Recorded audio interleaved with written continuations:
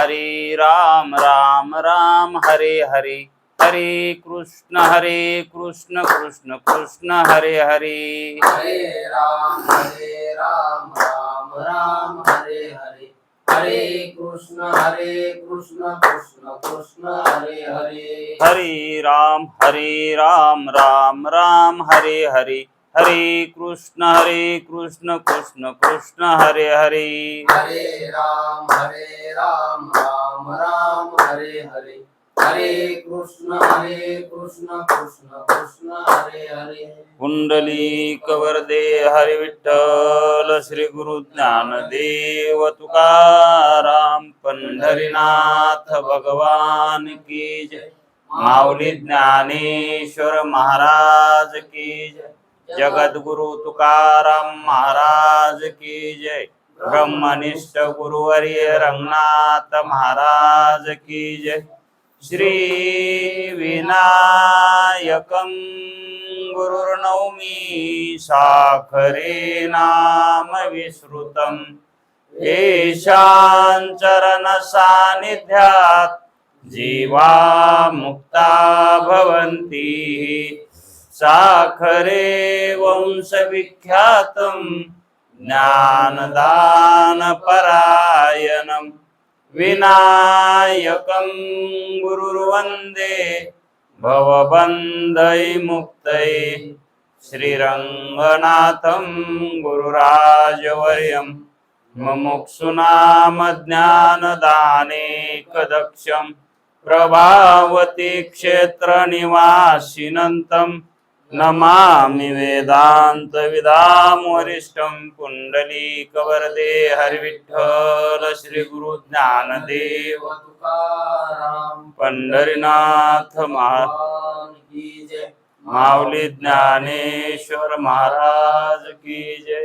जो आनंद सत्य प्रकाश, विभू आणि आधार नाम रूपास, बुद्धी न जाणे आणि जाणे ही त्यास, तो अपार शुद्ध परमात्मा मीची आशे।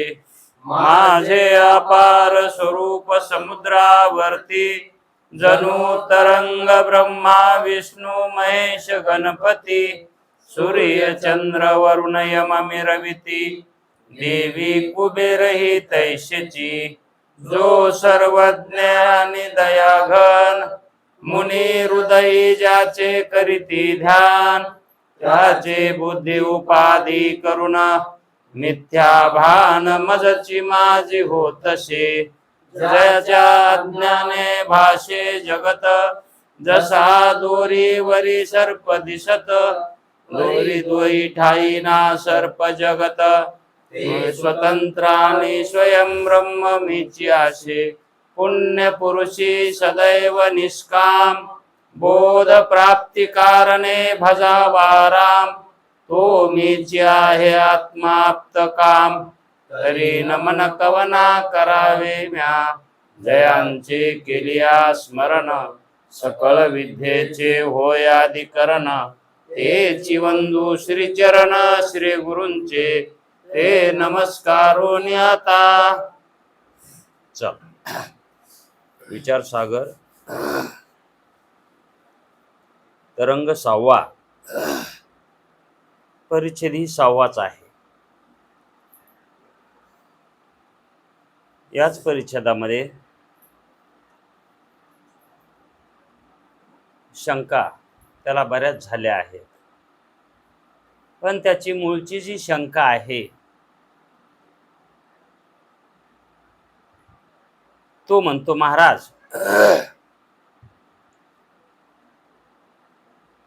स्वप्न पदार्थाची उत्पत्ती मानून स्वप्न दृष्टांताने आपण जागृतीतील पदार्थ मिथ्या ठरवता।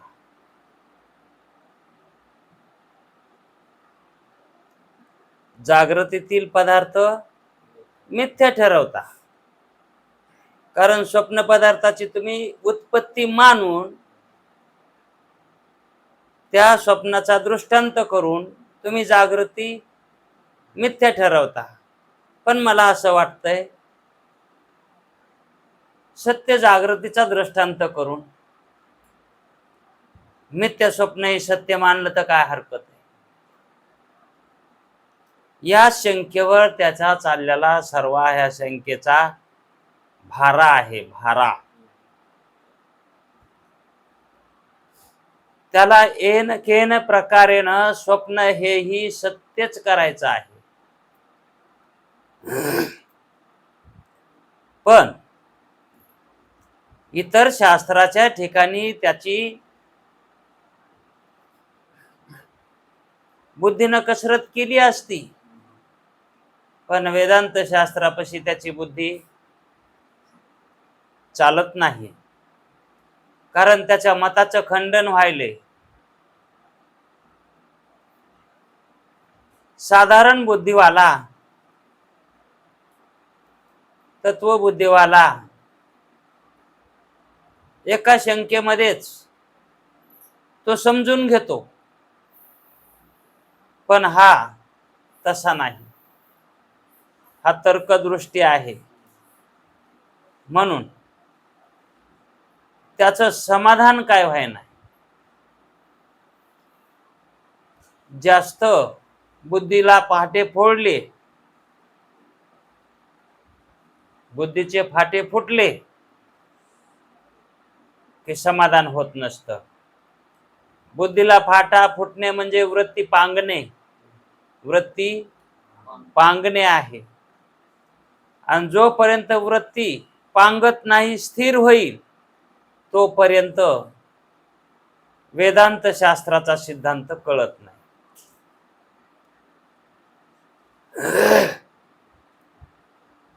पण वेदांत्या पुढे कितीही बुद्धीनं फाटे घेतले तरी पण ते छाटायला त्यांच्या ठिकाणी तसा वाव आहे. म्हणून शिष्य कसाही शंका करू द्या, त्याच्या शंकेचं निरसन हे सद्गुरू करतच आहेत. म्हणून मिथ्या स्वप्नाला सत्य करण्यासाठी त्याची कसरत चालली आहे. म्हणून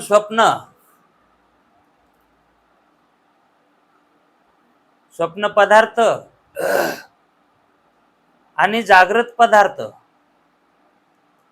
उत्पन्न न होता प्रतीतीत होणं म्हणजे स्वप्न पदार्थ असं तो मानायला आहे. उत्पन्न न होता प्रतीतीत होतात,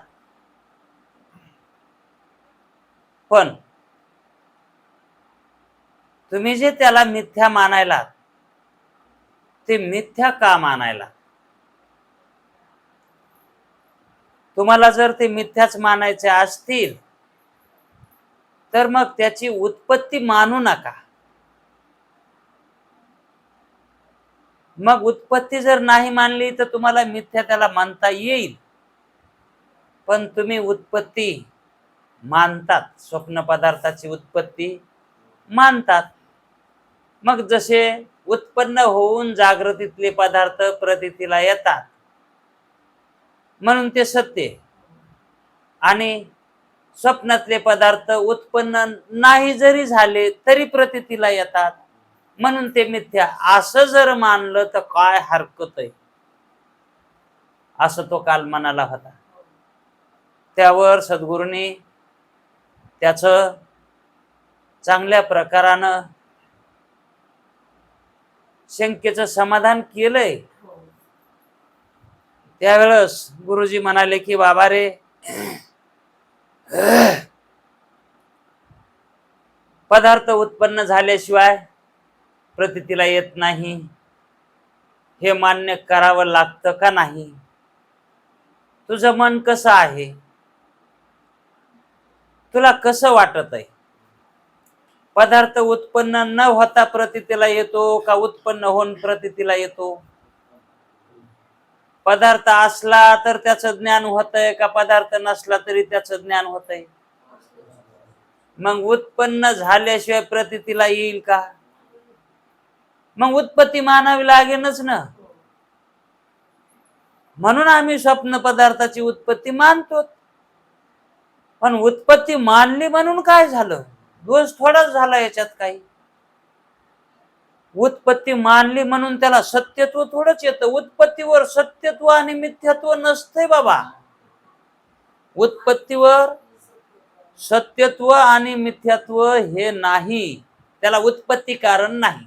सत्यत्वाला आणि मिथ्यात्वाला उत्पत्ती कारण नाही. मग काय कारण आहे?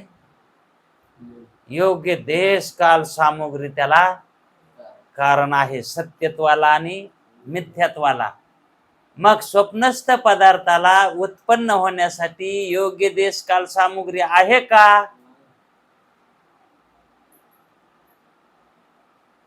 सामुग्री कशी नाही तेही सांगितलं की कंठगत जी पुरीतच जी नाडी आहे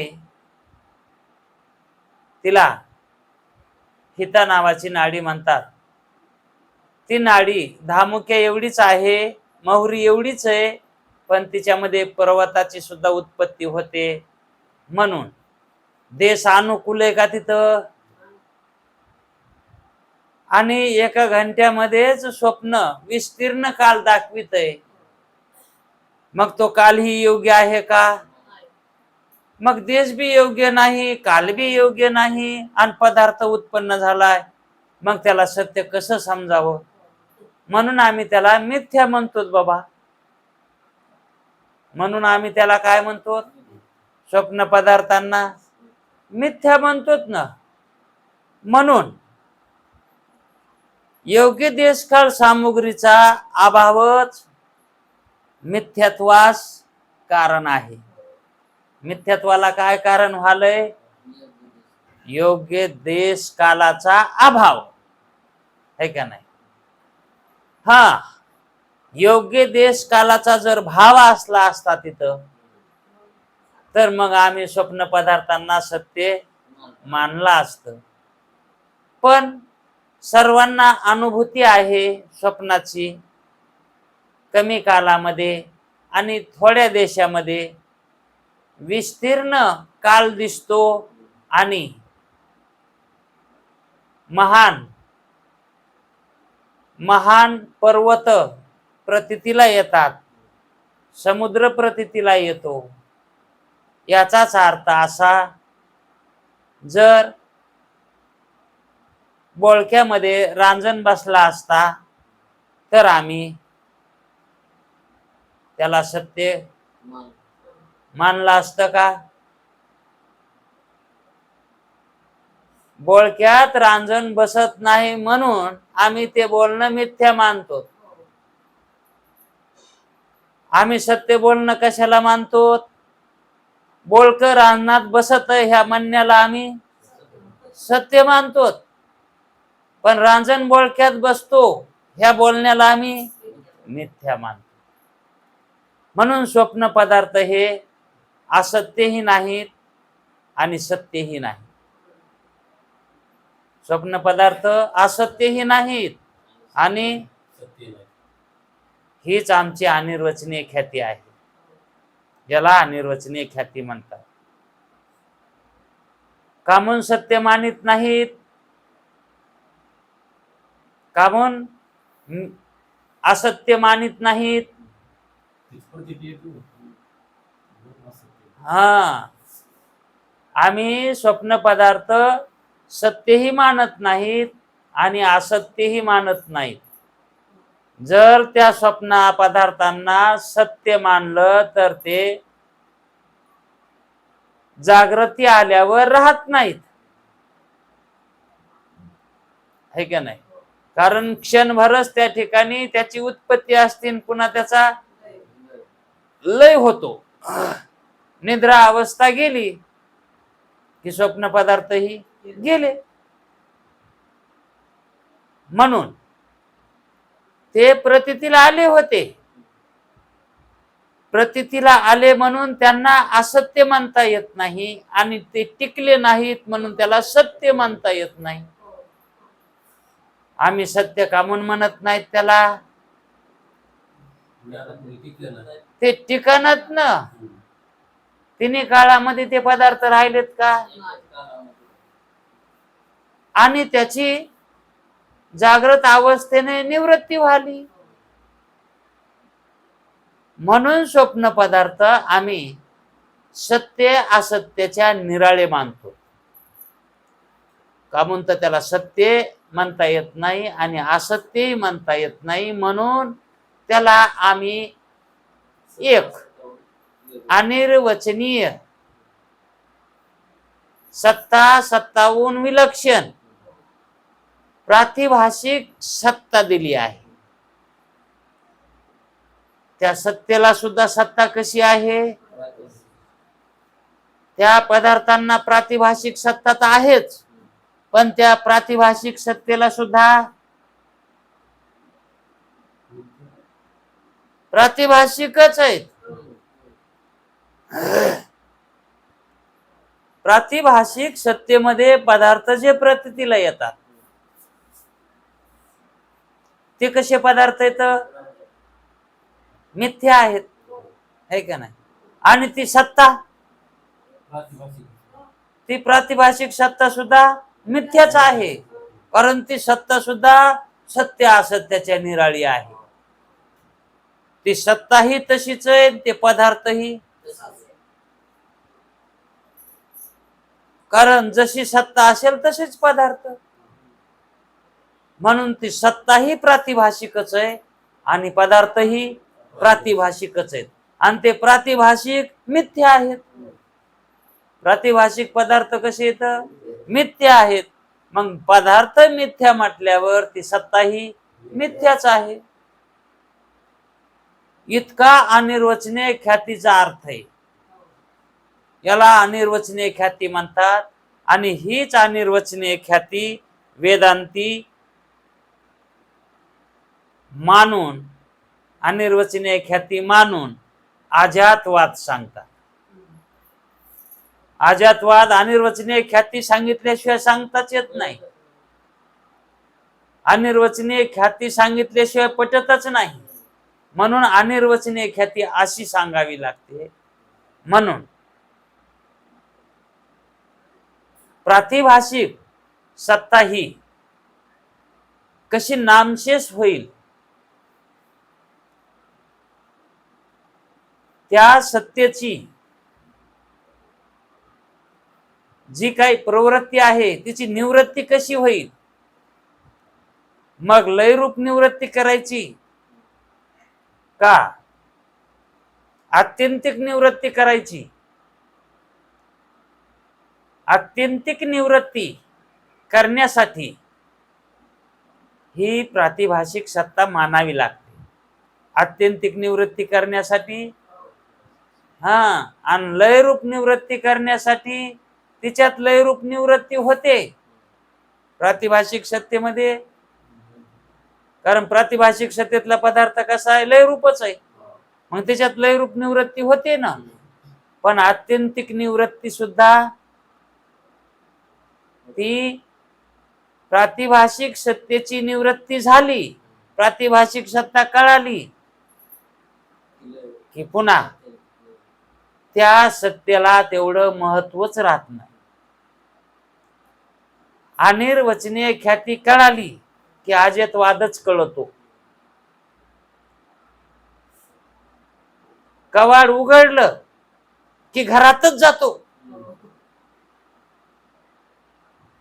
चौकटीच्या आत गेला की तो घरातच गेला, आणि चौकटीच्या बाहेर राहिला की तो घरात नाही, है का नाही?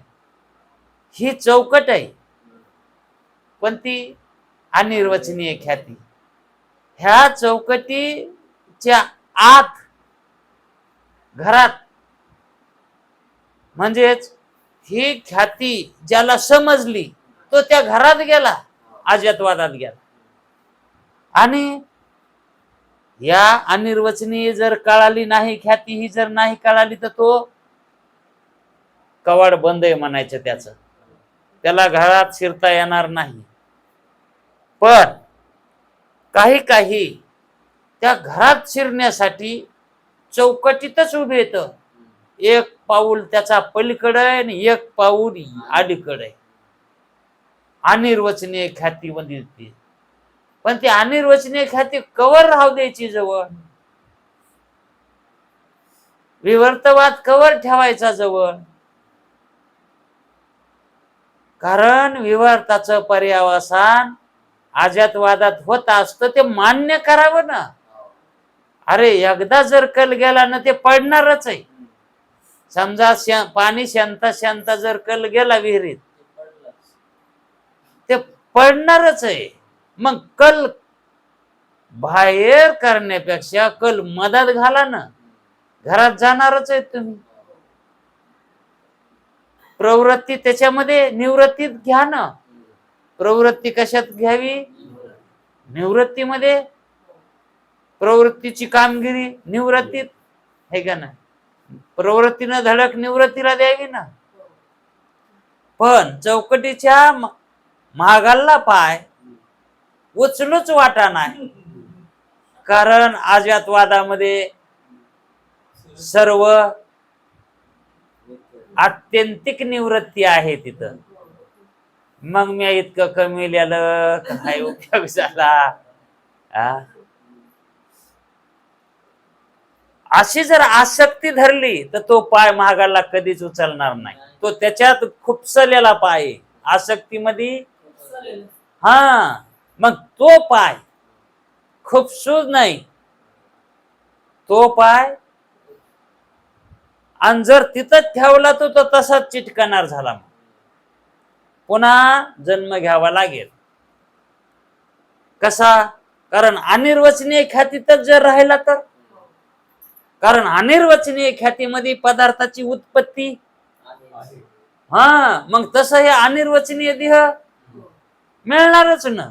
हा देह का तुमच्या मनानं सत्य आहे का आणि असत्य आहे का? प्रतीला यालाय, असत्य म्हणता येत नाही. आणि ठिकाणा झालाय म्हणून सत म्हणता येत नाही. म्हणून हा देह सुद्धा कसा आहे? अनिर्वचनीय मिथ्या आहे. म्हणून या देहाला प्रातिभाषिक सत्यातला पदार्थ मानावा लागतो.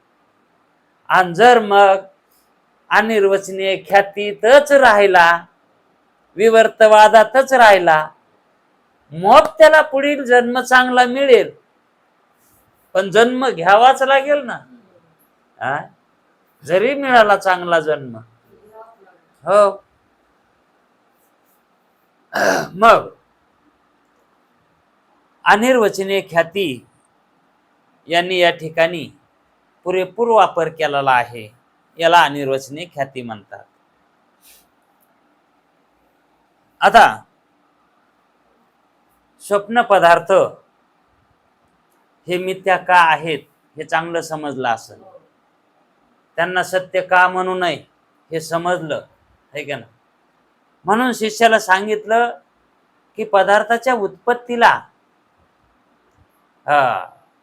मिथ्यात्वाला कारण पदार्थाची उत्पत्ती नाही, तर देशकाल सामुग्रीचा अभाव त्याला कारण आहे. म्हणून गारुड्याने केलेला मातीचा साखर देशकाल सामुग्री वाचून करतो का? तो देशकाल सामुग्री सहित करतो. तो ऊस लावतो का तिथं? कारखान्याला नेतो का? मग देशकाल सामुग्रीचा वापर करतो का तो? मग देशकाल सामुग्री वाचून साखऱ्या करायला ना तो. म्हणून तर तो खरा नाही म्हणतेत ना. मग आणि जर त्याला खरं मानलं तर मग गारुडे किती श्रीमंत झाले असते. किराणा दुकानावर सगळे तिथंच आले असते ते साखर न्यायला. कारण ते जे दाखवतात ते देशकाल सामुग्री वाचून दाखवतात, है का नाही? म्हणून देशकाल सामुग्री जर योग्य नसेल तर त्या ठिकाणी पदार्थ दिसायलाय, मग तो पदार्थ खरा नाही. तो पदार्थ खरा नाही. गुरुजीनं उदाहरण दिलं होतं. म्हणले एका पुरुषानं फसवायचं होतं एक जणाला, म्हणून त्यानं साडी घातली, तोंडाला पावडर लावलं, दाढी मिशा काढल्या आणि त्यानं बाईचं सोंग घेतलं. पण ज्याला फसवायचं होतं का तो रांडातला पांड्या होता. तो कोण होता? आणि त्याला फसवाय निघाला होता. आणि मग तो आल्या आल्या त्याला विनंती करू लागला की मला तुमचं घर पसंत आलंय. ती बाई म्हणू लागली, बाईचं पार्ट घेतलं म्हणून, तर मला काही करून पदरात घ्या, मी अनाथ आहे, असं तसं म्हणू लागली.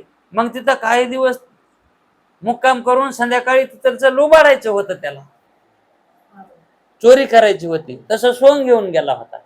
त्याला वाटलं फसन हे, पण तो इतका चॅप्टर होता की त्यानं काय हरकत नाही म्हणून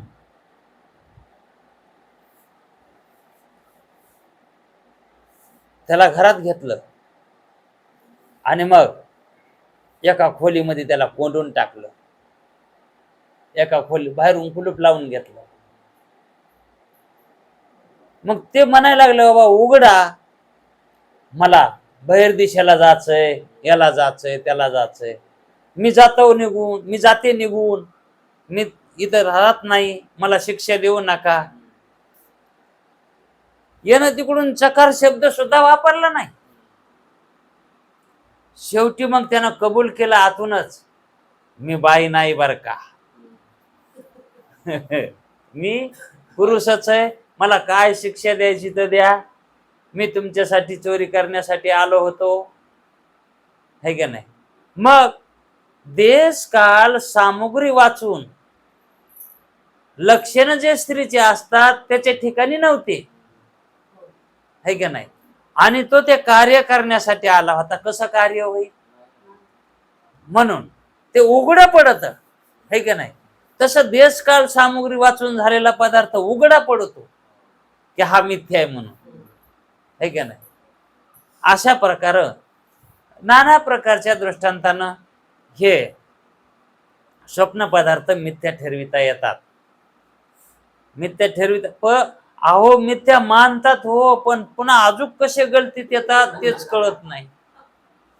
पुन्हा म्हणते माझ्या स्वप्नामध्ये वानर आले होते, मारुतीला नारळ फोडाव काय की. मग हे सत्यच मान्य का नाही. आणि एरी म्हणते स्वप्नात का खरं असतंय का. आणि मग स्वप्नात आलं वानर आलं, मारुतीला नारळ फोडा. ही काय भानगड आहे.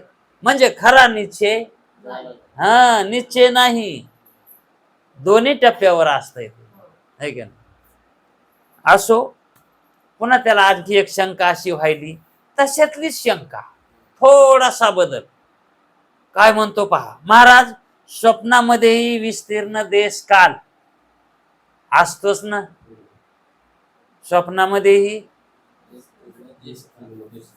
असतोच की. विस्तीर्ण म्हणजे स्वप्नामध्ये का वाटतं का हे आता इतकेच घंटे तितकेच घंटे, व्यापकपणा दिसतोच की स्वप्नात बी. वाटत नाही स्वप्न आहे म्हणून हे. मग विस्तीर्ण काल आहेच तिथं, दूरवर दिसत आहे. आणि आपण इतक्या वयाचे हे आपल्याला कळत आहे. विस्तीर्ण काल तर प्रतीत होतोच ना. मग बहुतकाल प्रतीत होतो तो हास्यादिकांना कारण म्हटले तर योग्य देश कालापासून उत्पन्न झालेले स्वप्नातील हास्यादिक ही सत्यच आहेत. मग तुम्ही जे आड घालायला कशाची, योग्य देश कालाची, मग तिथं का नाहीत का योग्य देश काल. आता तिथं पत्नी असते, पत्नीपासून एखादा मुलगा होतो, घर असत, 2-3 ताळाचं घर असतंय, आणि तिथं सगळं हितानं करतंय मनुष्य. विस्तीर्ण काल आहे तिथं, विस्तीर्ण देश आहे. आणि मग इतका असताना तिथल्या पदार्थानं सत्यत्व मानलं तर काय झालं ना मानायला. तिथं आहे ना देशकालाची सामग्री आहे की तिथं स्वप्नात. आता यानं शंका कशावर घेतली? देश कालावर. अगोदर शंका कशावर घेऊ लागला? पदार्थावर. हे की नाही? मग अगोदरच काय सांगितलं? अहो ती सत्ता सुद्धा कशी आहे? ती सत्ता सुद्धा मिथ्या आहे. मग तिथले पदार्थ मिथ्या आहेत तर देश काल तिथला सत्य असेल का? कारण तो देश काल सुद्धा प्रातिभाषिक सत्तेतलाच आहे ना. देश काल सुद्धा त्याच सत्तेमधला आहे. म्हणून तो खरा कुठला आला? पण तो म्हणतो तिथं देश काल प्रतितीला येतोय ना. तुम्ही तर म्हणजे हा त्रासून गेल्यासारखी शंका करतो.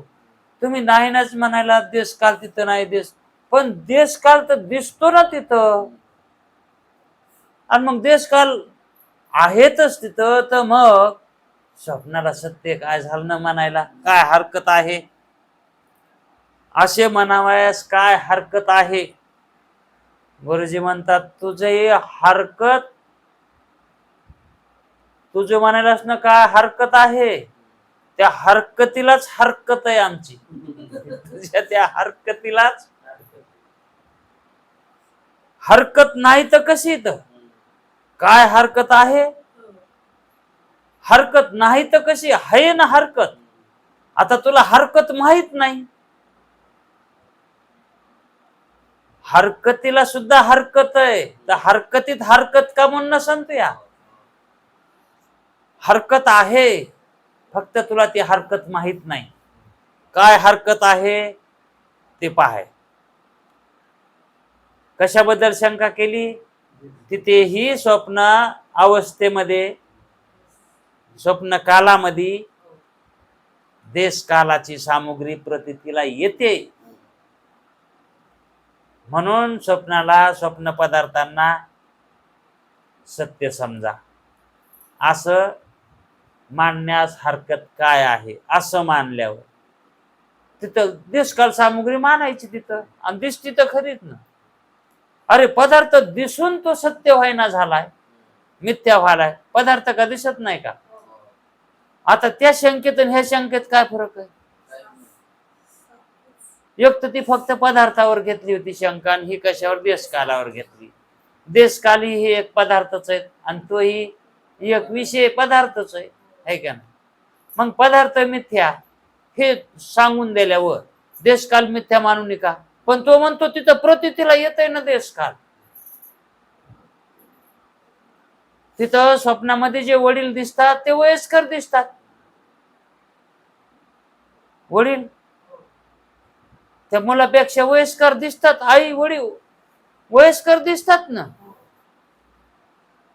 आणि मग त्या ठिकाणी तसा तो अनुभव काय येत नाही का देशकाल सामुग्रीचा? तिथं लग्न व्हायलेले दिसतात, नवरा नवरी होतात, नंतर त्यांना लेकरं होतात. हे सगळं इथल्या सारखंच आहे ना. मग इथं तिथं काही फरक नाही, कारण हेही देशकाल सामुग्री वाचूनच इथलाही व्यवहार चालतो, हे सामुग्री पासूनच चालतो. आणि तिथंही देशकाल सामुग्री पासूनच उत्पत्ती व्हायली.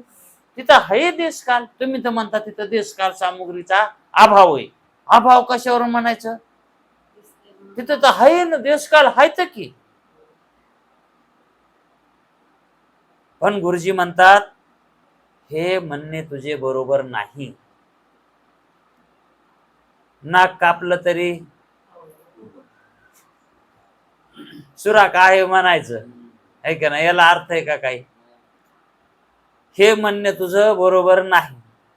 कारण कसं बरोबर नाही? हरकत सांगतात ते. काय हरकत आहे? हरकत आहे म्हणून तर आम्ही सांगायलोत ना. संसारामध्ये एवढं सुख असताना तुम्ही म्हणता परमार्थ करा आणि संसाराची निवृत्ती करा. मग एवढं इथं सुख असताना काय हरकत आहे संसार निवृत्त करायची? संसार निवृत्त करायची काय गरज आहे? पण हरकत आहे ना. काय हरकत आहे ती माहित नाही फक्त. मग तीच हरकत सांगून देतात, हे तू म्हणणं बरोबर नाही. कारण स्वप्नामध्ये हत्ती, घोडे, झाड, प्राणी हे जे दिसतात ना, मनुष्य, या पदार्थांच्या बरोबरच स्वप्नामध्ये हस्त्याधिक पदार्थांच्या बरोबरच प्रतीत होणारे अधिक काल आणि अधिक देशही त्या पदार्थाबरोबर,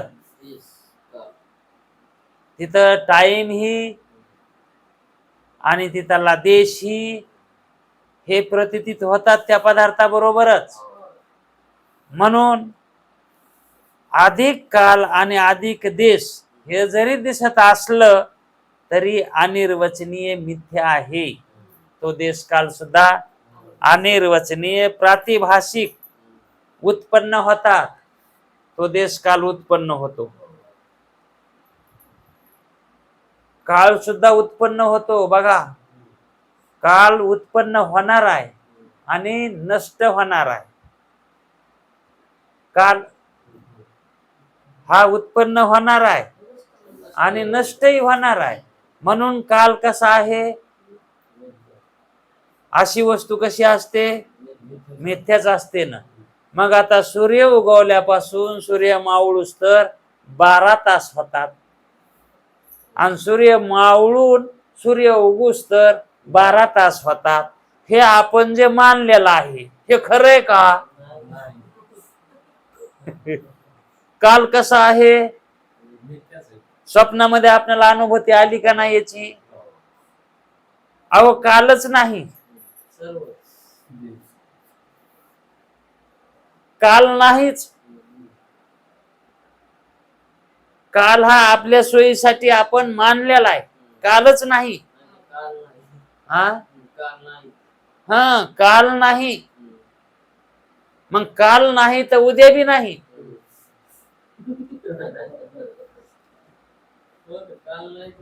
कालचा काल नाही तर मग उद्याचा काल, मग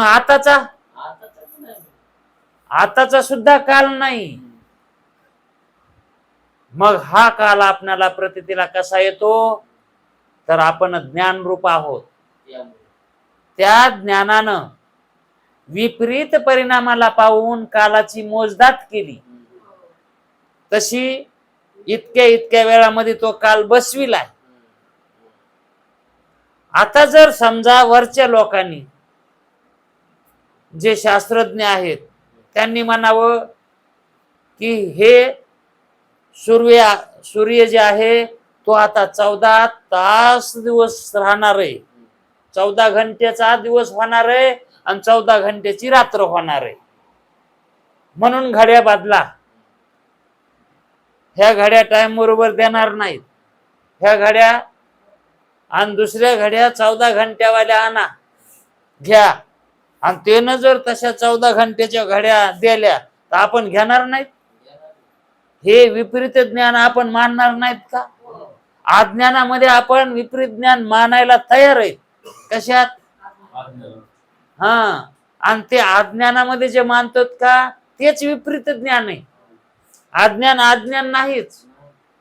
त्या विपरीत ज्ञानामध्ये असं होतंय, ही जी जगताची घडी चालविण्यासाठी जे काय पूर्वजांनी, पूर्व शास्त्रज्ञांनी हा सगळी घडी बसविलेली 12 घंटे आहे का नाही, तशी मोजदाद केली आणि तितके याच्यात हा टाइम घातलाय.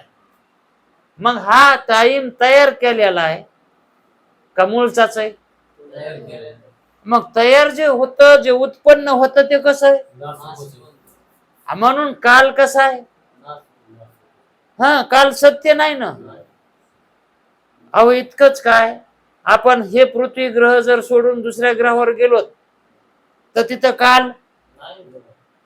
काल नाही.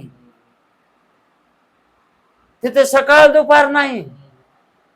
तिथे इतके वाजले आणि तितके वाजले, तिथं काळच नाही. हा, आता आपल्याला इथं प्रत्यक्ष ज्ञान आहे, रात्र आणि दिवस व्हायलाय का नाही? आपण पृथ्वीवर आहेत म्हणून आपण मानतोत का नाही? आता हे मानायतलोच ना, रात्र आणि दिवस. आता आपणच जर समजा दुसऱ्या ग्रहावर जाऊन बघितलं, आपण दुसऱ्या ग्रहावर गेलो आणि जर बघितलं, तिथं रात्र दिवस होतील का? आता सूर्याच्या घरी गेलोत आपण, समजा सूर्याच्या घरी गेलोत, आता त्याच्या पोराचं लग्न म्हणा, काय कार्यक्रम असन, त्याच्या घरी आपण गेलो तर तिथं रात्र बघायला मिळेल का? मग सूर्याच्या घरी रात्र नाहीच ना. मग रात्र कुठे? इथं आहे का नाही? आणि मग ते रात्र कशी मानित असतील? नसतीच म्हणत असतील, रात्रच नसती.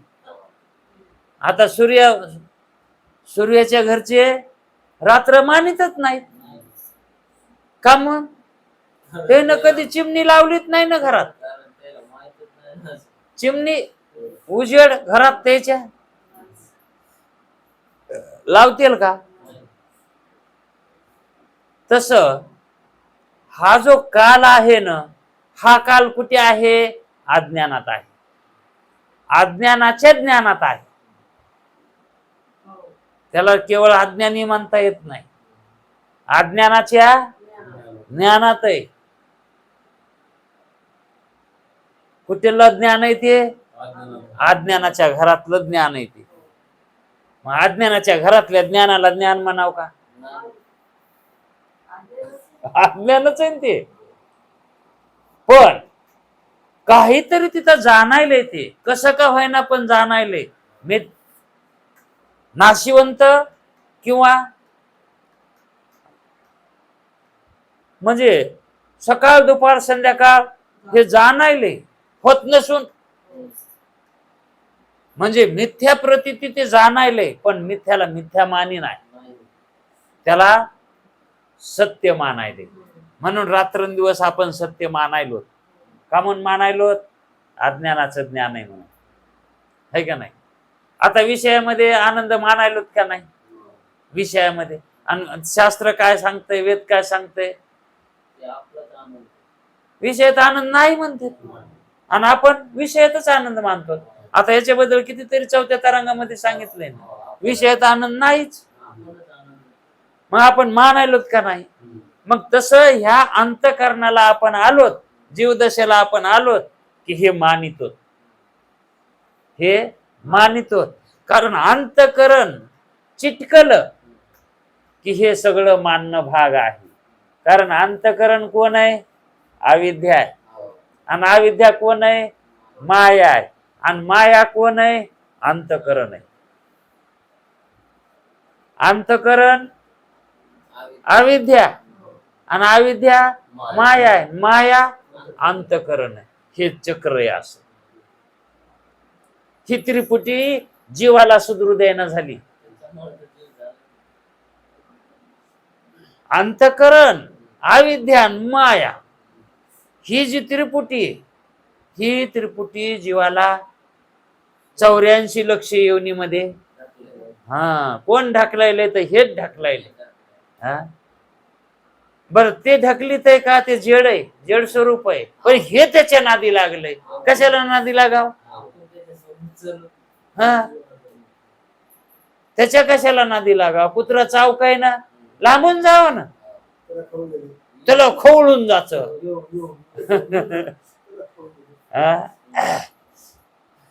म्हणून अनिर्वचनीय प्रातिभाषिक उत्पन्न होतात. काय? देश आणि काल हे सुद्धा अनिर्वचनीय प्रातिभाषिक उत्पन्न होतात.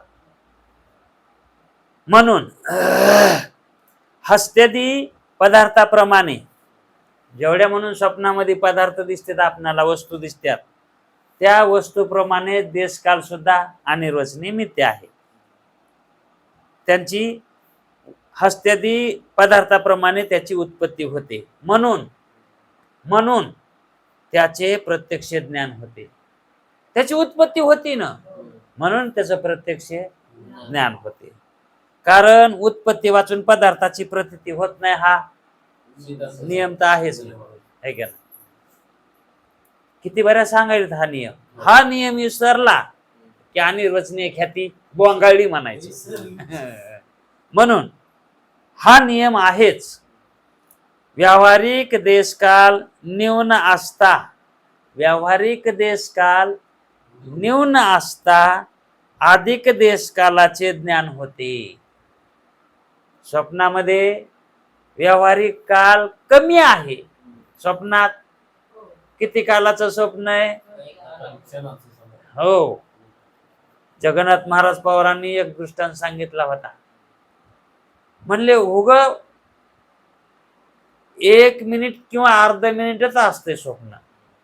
स्वप्न जास्त काळ नसतंय, 1 ते 2 मिनिट. पण त्या 2 मिनिटामध्ये त्याचा जन्मही होतो, तो लग्नालाही येतो आणि लग्न होऊन त्याची वरात निघते आणि त्या वरातीमध्ये मोठमोठाले बँड लावलेले असतात त्या वरातीमध्ये आणि मोठमोठाले फटाके वाजवतात आणि मग तो मोठा फटाकडा वाजला की मग त्या आवाजाने याला चेव येते. त्यावेळेस हा हौदाच्या काठावर झोपलेला असतो. तो दचकतो म्हणून त्या हौदातच पडतो. किती मिनिटाला झोपला होता? 12 वाजून 1 मिनिटाला झोपला होता आणि 12 वाजून 3 मिनिटाला त्याला चेव आला. आणि त्या 2 मिनिटात तिथं स्वप्नात त्याचा जन्म झाला आणि त्याचं लग्न झालं, वरात निघाली. किती काल गेला? मग न्यून कालात विस्तीर्ण काळ, बहुत काळ प्रतीतीला येतो. कुठे? स्वप्नामध्ये. म्हणून तो काल कसा आहे? मिथ्याच आहे का नाही? म्हणून स्वप्नातील देशकाल प्रातिभाषिक आहे. स्वप्नातील हस्त्यादिक, स्वप्नातले पदार्थ आणि देशकाल यांची युगपद उत्पत्ती होत असते. कशाची? आणि देशकालाची. हे संघच उत्पन्न होतात. तिथलचा जो देश आहे, म्हणजे आता हा देशही नाही, पृथ्वी, घर, दार, रस्ते, झाड, झुडप, हे जे आपल्याला दिसायला लागला एवढा पसारा, हा देश झाला. आणि असाच देश स्वप्नामध्ये असतो का नाही? मग आता आपल्या उत्पत्तीच्या अगोदर हे झालंय का नाही? आपण जन्माच्या अगोदर झालंय का नाही? हा, पण स्वप्नात तसं नाही ना होत. त्याला स्वप्न सुरू झालं की त्याच वेळेस तिथला तो देश उत्पन्न होतो. आणि काळही त्याच वेळेस उत्पन्न होतो. तो बी त्याच वेळेस उत्पन्न होतो. एकदाच तिथलची उत्पत्ती आहे आणि एकदाच तिथलचा. आता हे झालं वेगळं उदाहरण, समजण्यासारखं एक उदाहरण. जर समजा स्वप्नामध्ये आपण कोणाचे तरी मुलगा आहोत आणि कोणीतरी आपला एक बाप आहे आणि कोणची तरी एक माय आहे, असे 3 जण बसले, तर जेवायला बसलेत 3 जण. हा, मग त्याच्यामध्ये आधीच कोण झालेलं आहे? हा, पण तिथं तो मुलगा म्हणू लागला त्या माय बापाला, आई तू आधीचीस का पप्पा आधीची येत? तो मुलगा प्रश्न करू लागला आईला, आई तू आधीचीस का पप्पा आधीची? तर आई म्हणली, मी पप्पाच्या मागची आणि पप्पा हा तिच्यापेक्षा अगोदरचे आहे का नाही? आणि तू आमचं लग्न झाल्यास तू उत्पन्न झालास. असे एका बाटचे एक आहेत आपण. सगळ्याचा जन्म एका काळात नाही झालेला. तिथं जरी असं तिथं कथन चाललेलं असलं, त्यांचं भाषण चाललेलं असलं, तिथं वाटतही बी खरंय हे. पण खरंय का हे? नाही. त्या मुलाचं, त्याच्या वडिलाचं, त्याच्या आईचं वय एकच आहे. ते एकदाच निर्माण झाले तर तशी शंका करणार आहे पुढं तो. हे तेच चालू इथं. देशकाल यांची युगपत एकाच क्षणी एकदाच उत्पत्ती होते, म्हणून त्याप्रमाणे कार्यकारण भाव घडत नाही. स्वप्नामध्ये कार्यकारण भाव मानायला जमेल का? नाही. याच्यापासून ते उत्पन्न झालं, त्याच्यापासून ते उत्पन्न झालं. तो मुलगा जो होता तो त्या आईबापाचा मानायचा का नाही? स्वप्नात बाप असतो का? आणि जो दिसतो तो कोण असतो? पण स्वप्नात बाप असतो का? है का नाही? स्वप्नामध्ये कार्यकारण भावच नाही तर तिथं बाप लेक कशाचे आले? मग त्या ठिकाणी ते बाप लेक जे उत्पन्न केलेले आहेत, माय लेक जे उत्पन्न केलेले आहेत, याला कारण तरी काय? कोण कारण आहे? मग त्याची माय कोण? त्या तिघाची माय एकच आहे. त्या तिघाची माय एकच आहे. तिघाचा बाप है का नाही? आता त्या याच्यात गेल्या मग लय लांबन भारुडामध्ये याचं वर्णन केलेलं आहे.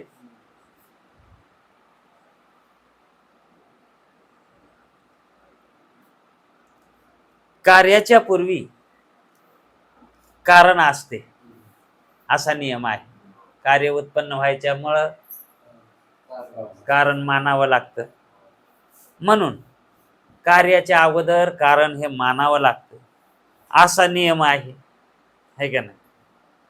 आणि व्यावहारिक देशकाल न्यून आहेत. तिथं तर व्यावहारिक देशकाल न्यून नाहीतच, म्हणून स्वप्न पदार्थ योग्य देशकाल सामुग्री वाचून होतात.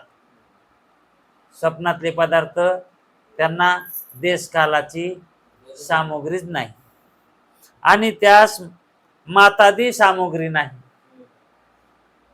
तिथं माय सुद्धा नाही. मातादी सामुग्री, मातादी म्हणजे माय बाप ही मुलाला सामुग्री नाही. त्या मुलाला उत्पन्न व्हायला माय बाप नाहीत. मग बिन बापाचा पुत्र जन्माला आणि माय नव्हती घरी.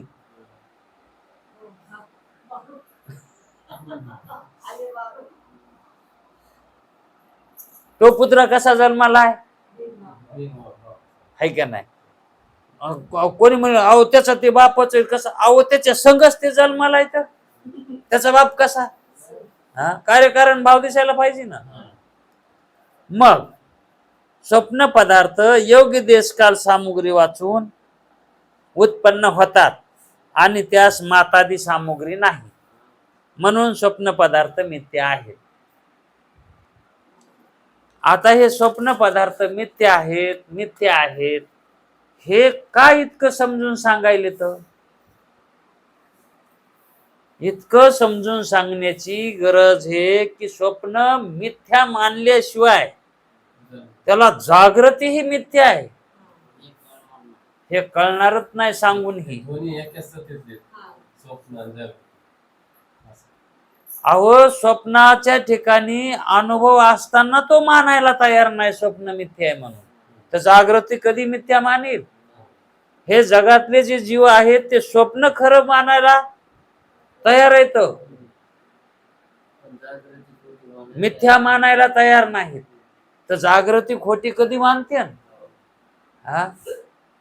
म्हणून या हिशोबामध्ये शास्त्राच्या हिशोबात जो उतरेल त्याला सत्य ज्ञान होते. मग स्वप्न पदार्थ हे मिथ्या ज्याला झाले त्याला जागृती मिथ्या व्हायला खूप सोपी जाते. अगोदर स्वप्न मिथ्या असं वाटावं लागतं. म्हणून तो म्हणतो महाराज, स्वप्नातील पदार्थाची मातादी सामुग्री प्रतितीत होते. आता अजून तसाच तेच प्रश्न त्याच्यासारखाच. आता मायबाप तर दिसतेत किंवा तिथं तुम्ही तर म्हणतात मायबाप नाहीत मायबाप नाहीत. हा, मायबाप तर दिसतेत ना. मग देशकाल सामुग्री दिसत होती हे प्रश्न केलताच की. हा, मग ती मिथ्या सांगितल्यावर देशकाल सामुग्री सुद्धा मिथ्या सांगितल्यावर मग पुन्हा प्रश्न करावं का त्यानं? पण तर्कदृष्टी दृष्टी कशी आहे? हा, म्हणून तो म्हणतो महाराज, स्वप्नातील पदार्थाची मातादी सामुग्री प्रतितीत होते. इतकंच असंच म्हणलाय. त्याची जीवच रेटाना पुढी काय मग स्वप्न सत्य मनानं. तिथं तसं म्हणलं नाही. कारण हे अर्धवाक्यच का दिलंय तिथं शंकेमध्ये? त्या अर्धवाक्यावरून समजावं त्या वाक्याचा भाव. की तो म्हणतो महाराज, स्वप्नातील पदार्थाची मातादी सामुग्री प्रतितीत होते. मग मातादी सामुग्री प्रतितीत होते म्हणून त्या ठिकाणी माता पिता सत्यच मानायचे तू म्हणणं होते. गुरुजी म्हणतात हो, आम्हाला माहित आहे ना, आम्हाला दिसत आहे ना माता पिता तिथं सामुग्री दिसते आम्हाला. आम्हाला का स्वप्न पडत नाहीत का? आम्हाला दिसती. पण ती माता पिता आणि पुत्र यांची एकाच क्षणी उत्पत्ती होते हे विसरू नको. काय विसरू नको? हा, त्याचा जन्म एकदाच होतय. संगच एकदाच म्हणजे हा, माता पिता आणि पुत्र हे संगत निर्माण होतात. म्हणून ती माता पिता पुत्र शरीराची कारण नाहीत. त्या पुत्र शरीराची कारण ते माता पिता. मग कोण कारण असन त्याचे? आणखी तर्कदृष्टीला वाव आहेच तर्क करायला. मग त्याचे ते माता पिता नाहीत तर मग त्यांची माता पिता कोण असा शंका करायला. मग आता वरची वर शंका कशी चालली आता? वरच्या लेवलला किंवा खोल म्हणा, आहे का नाही? म्हणजे सूक्ष्मात चाललंय, आहे का नाही? असंच आता वरची वर थोडस ध्यान देऊन ऐकायचं काम आहे. कारण थोडासा कुठं कठीण भाग बी येईल. आणि जर तो कठीण भाग आला तर इथं आम्हाला कळालं नाही असं म्हणा, पुन्हा दुसऱ्या दिवशी तेच भाग घेता येतंय. आता पस्तोर तशी काही अडचण आली असली ती बी सांगायची. आणि उद्या मग तो शंका करतो, मग त्या माता पिता पुत्रांच्या उत्पत्तीला कारण तरी कोण आहे? त्या माता पिता पुत्राला त्याच्या उत्पत्तीला कारण तरी कोण आहे? उत्पत्ती तर झाली, प्रत्यक्ष दिसायली ना, मग त्याला कारण. आता तिथं कार्यकारणाचे आहेत का ते? तरी तो काय म्हणायला आहे? मग त्याला कारण तरी कोण आहे?